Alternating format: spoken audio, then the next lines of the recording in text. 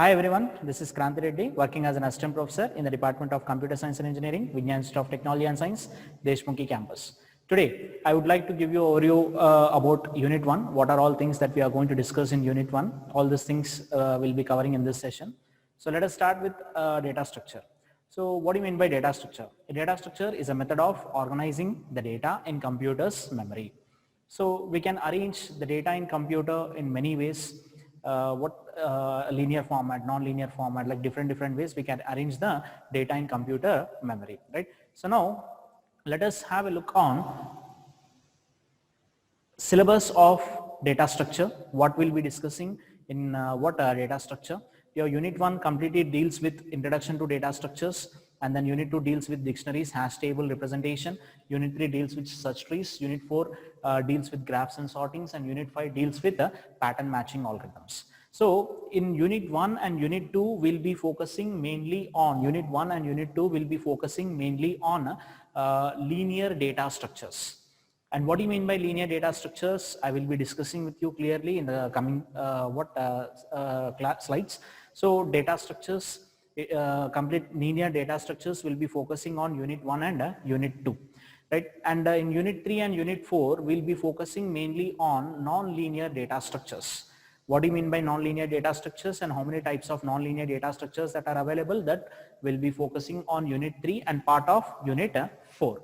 And part of unit 4 and unit 5 completely deals with searching and sorting techniques. Searching techniques that are there for integers and searching for character data, and these things will be discussing in unit 4 and unit 5.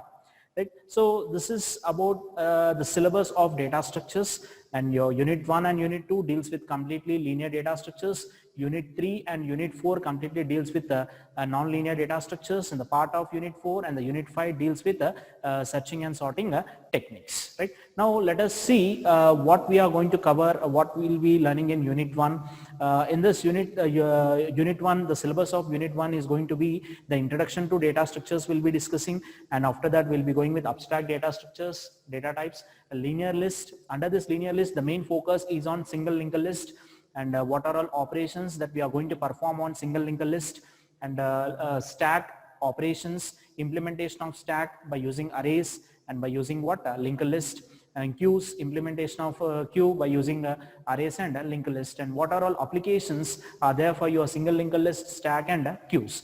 That means the main focus is on linear data structures. Mainly 3 data structures we'll be discussing: single linked list data structures, and stack, queue. Implementation of these 3 data structures will be discussing in case of unit 1. Right? So let us see the learning objectives of unit 1. What are all learning objectives that we have in unit 1 is that the first learning objective of your unit 1 is going to be the classification of data structures. That means we'll be knowing what do you mean by data structures, and data structure definition, and what are all different types of data structures that we have that we'll be focusing. And next thing is we'll be seeing about arrays and linked list. What are the major differences between array and linked list? What do you mean by array? What do you mean by linked list? What are all advantages that we have when compared to arrays? What are all advantages that we have over linked list? And then we'll be focusing on linked list representation and then classifications of linked list. Then we'll be going with single linked list and its operation, and stack operations, array and linked list implementation, queue operations, array and linked list implementation. That means the main focus here is we'll be seeing single linked list, and then what a stack, and then a queue. This data structures will be discussing in unit 1. Right? So now let us see the definition of unit data structure, and then we'll be entering into the different types of data structures and all. Right? So let us see the definition of data structure. So what do you mean by data structure? In very simple words, we can say that data structure is an arrangement of data in computer memory. That means we'll be taking some data, and that data will be arranging in computer memory. In what way we are arranging? We are going to follow a particular method. We'll be following certain method, and as per that method, that data structure can be comes under one category, right? So what data structure is, we can also define data structure in another way, is that is a way of collecting and organizing the data in which we can perform various operations on that data. And there is one famous author, what Rema Tareja, who had defined data structure is basically a group of elements that are put together under one name, which defines a particular way of storing, organizing the data in computer memory, right? So this Rema Tareja is one of the famous author for this data structure subject. Data structures using C++ is one textbook. One textbook is there. It is from Oxford University Press, and that textbook consists of lot of information about data structure, right? So simple words, the data structure is nothing but the arrangement of data. Question raises here, what do you mean by data? The data can be anything. It might be what group of integers, or it might be group of characters, or group of students information, or anything what data will be arranged in computer memory in a particular format.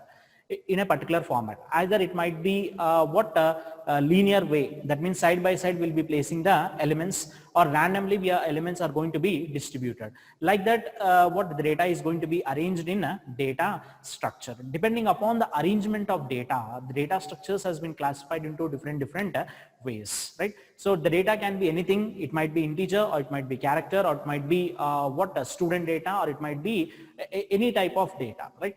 So now let's have a look about what importance of data structure. So in what areas the data structure is going to be playing an important role. As I already discussed about the importance of C language, where we are using the C language instance.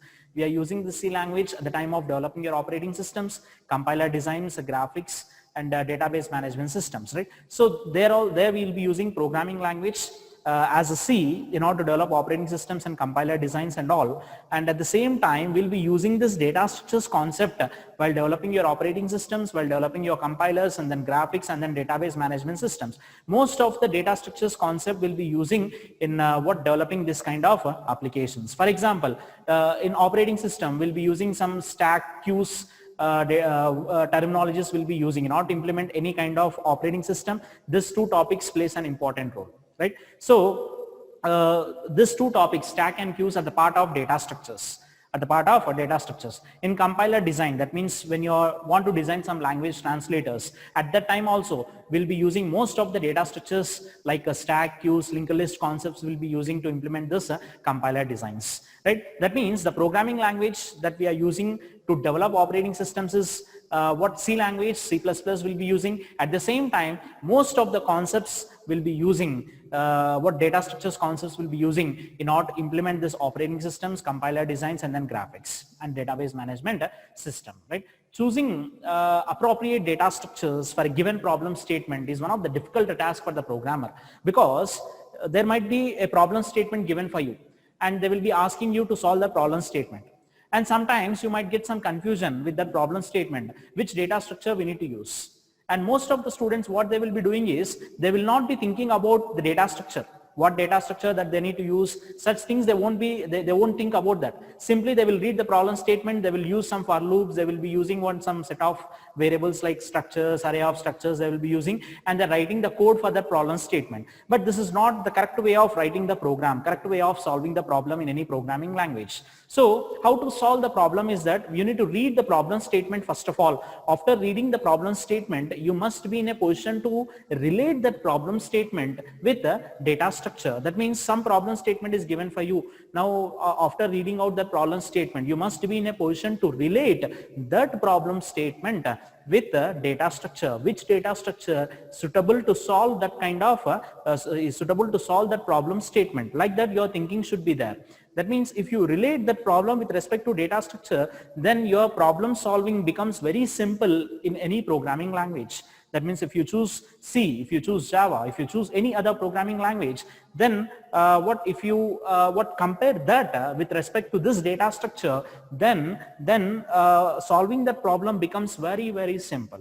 Right? So that's the reason in real time, this data structure is playing an important role, especially in designing operating systems, language translators, and database management systems. In coming classes, in coming semesters, you'll be learning about all this kind of things. Right? Now, depending upon the arrangement of data in computer memory, this data structures has been classified into two categories. One is going to be a linear data structure, other one is going to be a non-linear data structure. So what do you mean by linear? Let us have a discussion about linear data structure first, and then we'll be discussing about non-linear data structure. What are all things comes under linear? What are all things comes under non-linear data structure, right? So now linear, what do you mean by linear? General sense, a linear data structure is nothing but it's a method of arranging the data linearly. That means adjacently the data is going to be arranged. Side by side the data will be placing, and that can be called as what?